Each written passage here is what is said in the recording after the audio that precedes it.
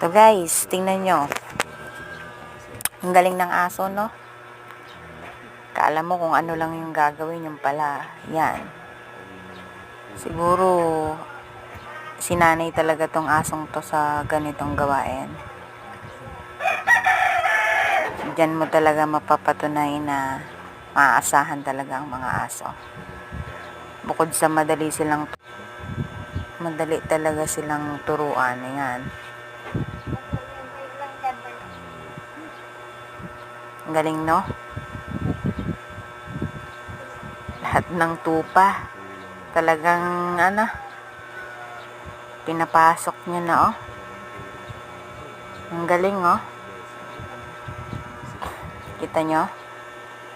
Diba? Kahit isa, walang